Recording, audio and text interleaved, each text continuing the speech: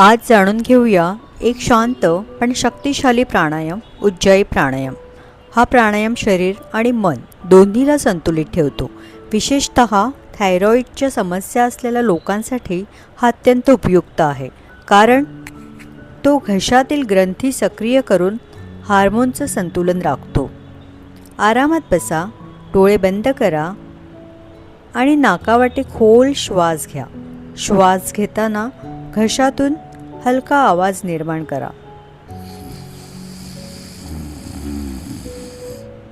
जणू समुद्राच्या लाटा खालून वर उसळतायत.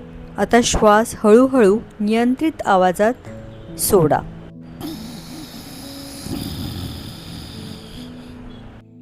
असा श्वास 5 मिनिटे सुरूच ठेवा.